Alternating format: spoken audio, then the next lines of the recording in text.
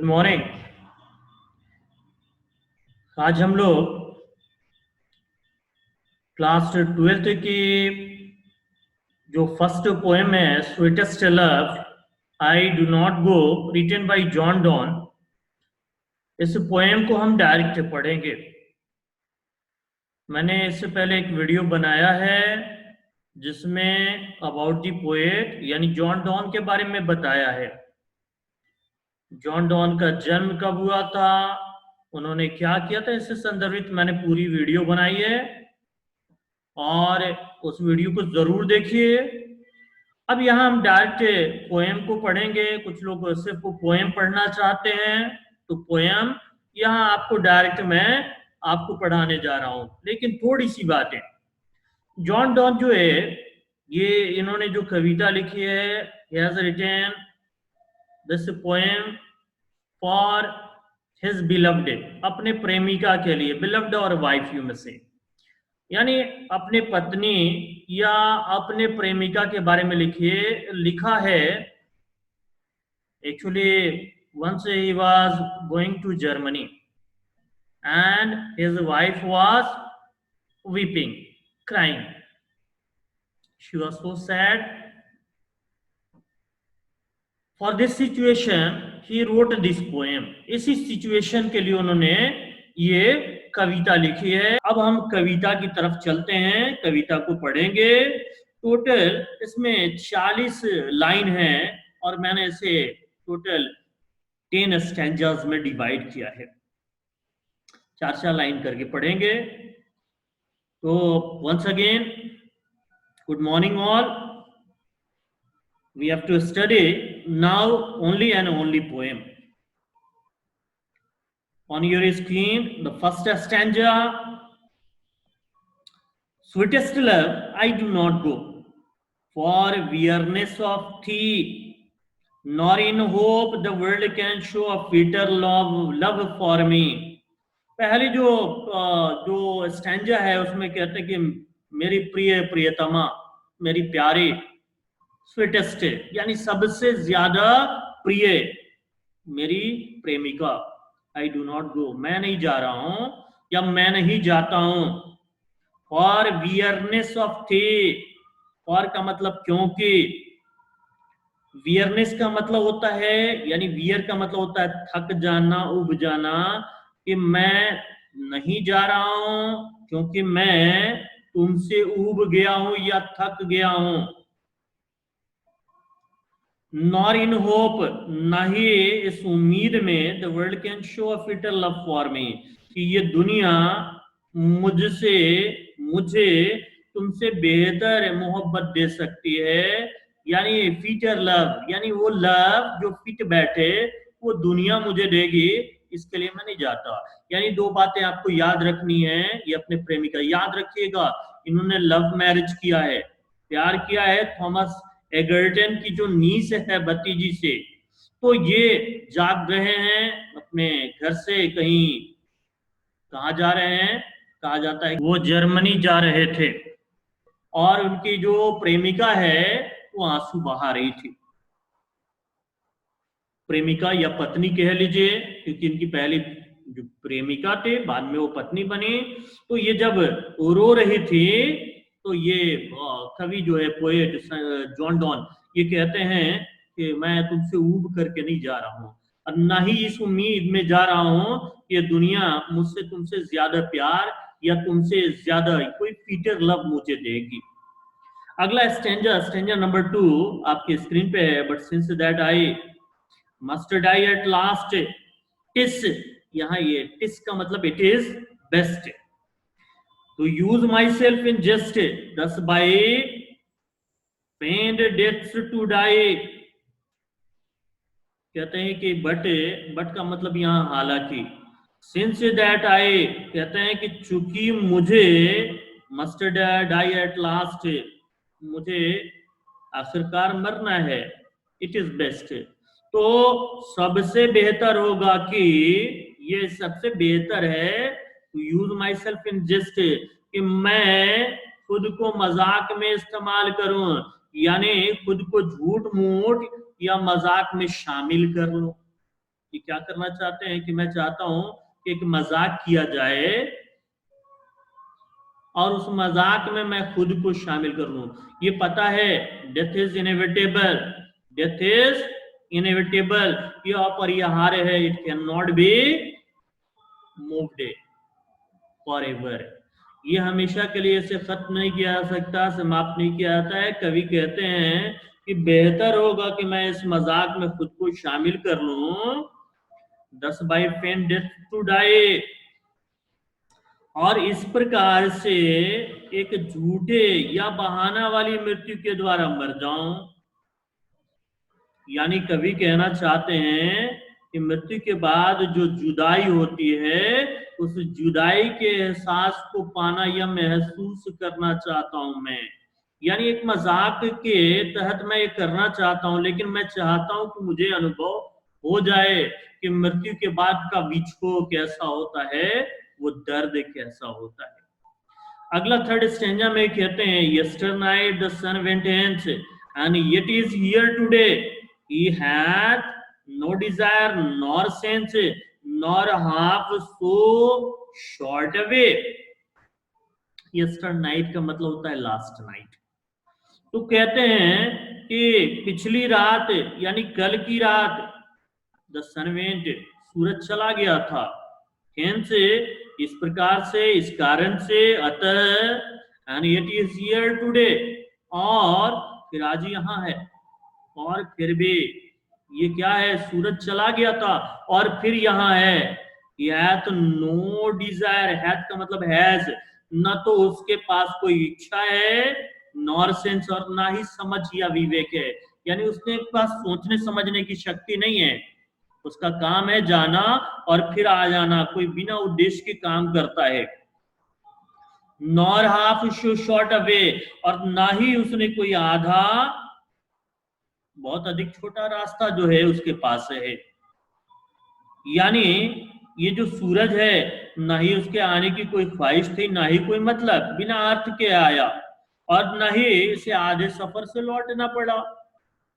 अगले स्टेंजा में कहते हैं, देन आपकी स्क्रीन पे है, देखिएगा ध्यान से, then fear not me but believe that I shall make speedier journeys since I take more wings and spurs than he। वो कहते हैं देन फियर नॉट मी, तब मेरे लिए भय मत करो, मेरे लिए मत डरो, बट बिलीव, बल्कि मेरा यकीन करो, यानी बिलीव यकीन करो, that I shall make speedier journeys, कि मैं करूंगा उससे अधिक तेज यात्रा, यानी ये जो सूरज है इससे तेज यात्रा करूंगा, मेरा यकीन करो, since I take more wings and spurs than he, क्योंकि उससे ज्यादा पंख है। और यहाँ स्पर्श का मतलब होता है प्रेरणा या जज्बात, ठीक है। देन ही किसके लिए किया गया है, तो सूरज के लिए, दर्शन के लिए किया गया है। उससे ज्यादा मेरे पास पंख हैं और उससे ज्यादा मेरे पास जज्बात हैं। सूरज का आना जाना लगा हुआ है, लेकिन बिना उद्देश्य के आता जाता है। मेरे पास उद्देश्य है और वो तुम हो, लौटने की वजह तुम हो। अपने प्रेमिका को समझाते हैं कि देखो घबराओ नहीं, सूरज जाता है और आ जाता है, मैं भी जा रहा हूं और तुरंत आ जाऊंगा, घबराओ नहीं। अगले स्टेंजा में कहते हैं, अगला स्टेंजा आपकी स्क्रीन पे है, वो कहते हैं कि ओ how feeble is man's power, that if good fortune fall cannot add another hour nor a lost hour recall। इसमें कहते हैं कि ओह, ओह का मतलब ओह, हाउ फीबल, फीबल का मतलब कमजोर, कितना कमजोर है मनुष्य की शक्ति, यानी इंसान के, एक मनुष्य की शक्ति कितनी कमजोर है। That if good Fortune fall, कि अगर सौभाग्य का पतन हो जाए, यानी सौभाग्य ये जो आता है और उसके बाद ये खत्म हो जाता है, can not add another our, उसमें एक घंटा नहीं जोड़ा जा सकता। थोड़ी देर के लिए आप सोचें कि जैसे बर्थडे आया था, मेरा बर्थडे 15 अप्रैल को आया, अब वो 15 अप्रैल का जो जो दिन था वो गुजर गया, अब उसमें मैं कोई अतिरिक्त घंटा नहीं जोड़ सकता। तो ये कहते हैं that if good for Fortune fall, अगर सौभाग्य का पतन हो जाए, सौभाग्य अगर खत्म हो जाए, can not add another our, उसमें एक घंटा नहीं जोड़ सकता। अगर खुशकिस्मती घड़ी उसकी जिंदगी से चली जाए किसी मनुष्य के, तो उसमें एक घंटा भी नहीं जोड़ सकता, कोई भी मनुष्य नहीं जोड़ सकता। Nor a lost hour recall, न ही उस खोए हुए घंटे या लम्हों को वापस लाया जा सकता है। मनुष्य की शक्ति के बाहर ये है। यानी वो समझाते हैं कि देखो सौभाग्य है, अभी मैं हूं तुम्हारे साथ, रोने से क्या फायदा, रो नहीं। अगले स्टैंजा जो आपके स्क्रीन पे है उसमें कहते हैं ये, but come bad chance and we join to it our strength and we teach it art and length itself over us to advance। अगले स्टैंजा में ये समझाते हैं, कहते हैं कि लेकिन जब बदकिस्मती आती है, जब ये बदकिस्मती या बैड चांस, बुरा मौका जब आता है, and we join to it our strength, हम इसमें अपनी पूरी ताकत जो है इसमें जोड़ देते हैं, यानी पूरी ताकत झोंक देते हैं। क्या होता है, कोई अगर किसी की मृत्यु हो जाए या कोई दुर्घटना घट जाए, तो हम पूरी ताकत से रोते हैं, चिल्लाते हैं, गाते हैं, यानी हम उसमें अपनी पूरी ताकत झोंक देते हैं।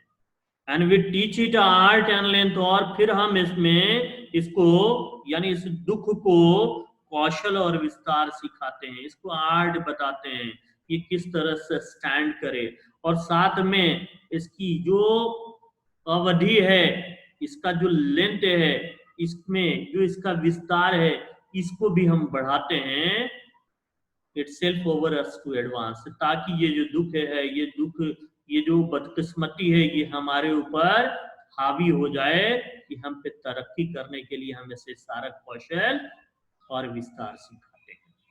यानी ये कहना क्या चाहते हैं, यानी हम मायूसी या निराशा की ताकत देकर के इसके साथ जुड़ जाते हैं, हम मायूस हो जाते हैं और बुरे वक्त के साथ पूरी तरह से अटैच्ड हो जाते हैं, और ये जो बदकिस्मती है, जो बुरा वक्त है, उसको डटे रहने की कला या महारत हम सिखाते हैं, और आखिरकार ये हम पे हावी हो जाता है। तो ये अच्छी चीज नहीं है। अगले स्टेंजा जो आपके स्क्रीन पे है उसमें वो कहते हैं, when thou sighest not wind, but sighest my soul away, when thou whipst unkindly kind, my life's blood doth decay। वो कहते हैं कि जब तुम आह भरती हो, साई का मतलब होता है आह भरना, या ये इसका मतलब कह लीजिए विलाप करना या रोना। जो जब तुम विलाप करती हो या आह भरती हो, दाउ साइस्ट नॉट बीन, तुम्हारी आह में या विलाप में, रोना में वो सांसों का अभाव होता है, यानी तुम जब हिचकियां लेती हो, तुम्हारी हिचकियां बंद जाती है, यानी लगता है कि जैसे तुम्हारा दम घुट रहा है। बट साइस्ट माई सोल अवे, सांसें तुम्हारी बाहर नहीं आती, मगर ये जो तुम्हारा रोना क्रंदन करना मेरी आत्मा को बाहर निकाल देता है, यानी मुझे तुम्हारा रोना बर्दाश्त नहीं है, मुझे दुख होता है, तकलीफ होती है, जब तुम रोती हो मेरी आत्मा बाहर निकल आती है, तुम्हारी सांसें भले बाहर आए ना आए, मेरी आत्मा बाहर चली आती है। When thou whipst unkindly kind, और जब तुम रोती हो बहुत बेरहमी से, यानी मेहरबान तरीके से, बेरहमी से जब तुम रोती हो, माई लाइफ से ब्लड डोथ डिके, और मेरे जो जिंदगी का जो रक्त है, वो रक्त जो जीवन का आधार है, ये क्या होता है, नष्ट होने लगता है, ये बर्बाद होने लगता है, यानी मेरा खून पूरी तरह से ठंडा पड़ जाता है। तुम ना रोया करो। आगे वो कहते हैं अगले स्टैंजा में, it can not be that thou lovest me as thou sayest, if in thine my life thou wast, that are the best of me. इस स्टैंजा में जो आपके स्क्रीन पे है, वो अपने पत्नी को, अपने प्रेमिका को समझाने की कोशिश करते हैं, ऐसा नहीं हो सकता, इट कैन नॉट बी, ऐसा नहीं हो सकता, दैट दाउ लव्स्ट मी, कि तुम मुझे प्यार करो, यानी तुम मुझे प्यार करती हो, ऐसा नहीं हो सकता है। एज दाउ से जैसा कि तुम कहती हो कि तुम मुझसे प्यार करती हो, तो अब ऐसा नहीं हो सकता। If in thine my life thou waste, कि अगर तुम्हारे में मेरी जिंदगी तुम्हारे द्वारा बर्बाद हो या तुम बर्बाद करो, that are the best of me, यही मेरे लिए सबसे बेहतर है। आप देखो, एक प्रेमी एक अपने प्रेमिका को क्या कह सकते हैं कि अगर तुम्हारे लिए मेरी जिंदगी बर्बाद हो तो इससे बेहतर क्या हो सकता है। यही बात वो कह रहे हैं इस स्टैंजा में, कि अगर तुम्हारी मोहब्बत में मेरी जिंदगी, मेरा जीवन बर्बाद हो जाए, वही मेरे लिए सबसे बेहतर है, क्योंकि तुम मेरे जिस्म का बेहतरीन हिस्सा हो। यानी जैसे कि तुम मेरे जिस्म का बेहतरीन हो, तुम मेरी पार्ट हो, और तुम्हारे लिए मेरा जीवन बर्बाद हो जाए, इससे बेहतर कुछ भी नहीं है। अगले स्टैंजा में कहते हैं, जो आपके स्क्रीन में है, स्क्रीन पे है, let not thy divining heart और think me any ill, destiny may take thy part and may thy fears fulfil. इस स्टैंजा को बहुत खूबसूरती से उन्होंने लिखा है। वो कहते हैं, हे अपने, ये जो तुम्हारा जो खूबसूरत जो दिल है, इसको इजाजत मत दो। डिवाइनिंग का मतलब होता है स्वर्गीय, यानी वो जो दिल जो सबसे बेहतरीन है, खूबसूरत है, अच्छा जो दिल है, उसको इजाजत न दो फॉर थिंक मी एनी इल, कि ये मेरे आने वाले कल के बारे में बुरा सोचे या मेरे बारे में पहले से ही बुरा सोचे। डेस्टिनी मेक दाई पार्ट, हो सकता है ये जो किस्मत है ये तुम्हारे हक में हो जाए, यानी तुम जैसा सोचो वही हो जाए। यानी कहीं ऐसा ना हो कि किस्मत भी तुम्हारे साथ हो जाए, तुम बुरा मेरा सोच रही हो और ये जो किस्मत है तुम्हारे सोचने के अनुरूप कार्य करने लगे। And may thy fears fulfil, और तुम्हारा ये जो भय है ये पूरा हो जाए। यानी अगर तुम बुरा ख्याल करती हो तो बुरा ख्याल सच साबित हो जाएगा, इसलिए अपने हृदय को बुरा न सोचने के लिए कहो, यानी मेरे बारे में कोई बुरा तुम्हें ख्याल नहीं करना चाहिए। डेस्टिनी जो है, हो सकता है कि ये तुम्हारे हक में हो जाए।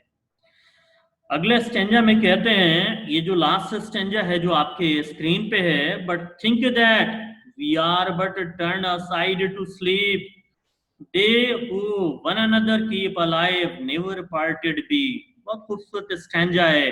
कहते हैं कि बट थिंक, मगर सोचो, दैट वी, कि हम लोग, are but turn aside to sleep, हम दोनों ने वो करवटें बदली हैं सोने के लिए। ये सोचो, बट का मतलब यहां बल्कि, सोने के लिए करवटें हमने बदली हों। They who one another keep alive, वे जो एक दूसरे को रखते हैं जिंदा, वे जो एक दूसरे को जिंदा रखते हैं, नेवर पार्टेड भी, वो कभी जुदा नहीं होते। यानी मैं तुम्हें और तुम मुझे अपने ख्यालों में जिंदा रखते हो, और यही जिंदगी है। यानी इसमें कहते हैं कि sweetest love I do not गो। बहुत खूबसूरत सी कविता थी, और इसमें उन्होंने अपने प्रेमिका, अपने पत्नी को समझाने का प्रयास किया। आप इसे ये 2-3 बार देखिए, और देखने के बाद फिर क्वेश्चन आंसर्स कीजिएगा। आई होप कि आपके सारे क्वेश्चन एंड आंसर सही होंगे। अगर आपको मेरा ये वीडियो पसंद आए तो लाइक जरूर कीजिएगा। अगर अभी तक इस चैनल को सब्सक्राइब नहीं किया है तो जरूर कर लीजिए, और बेल आइकन को प्रेस कीजिए ताकि नोटिफिकेशन मिलता रहे, मेरे वीडियोस आते रहेंगे। और चूंकि इस समय लॉकडाउन का समय है, इसमें मेरे ये जो वीडियोस हैं आप देखें, लाइक करें, सब्सक्राइब करें, बेल आइकन को दबाएं ताकि आपको नोटिफिकेशन मिले, और अपने दोस्तों के बीच जरूर शेयर करें। किसी का भला कर देना ये सबसे बड़ी भलाई है। दोस्तों के बीच शेयर करें ताकि वो भी पढ़ सकें, जिनकी पढ़ाई रुकी हुई है वो अपनी पढ़ाई को चला सकें। और कमेंट करना जरूर न भूलें, यानी कमेंट जरूर करें, अच्छा हो या बुरा हो, आपके कमेंट का स्वागत रहेगा, आपके कमेंट का इंतजार रहेगा। Thank you and have a nice day.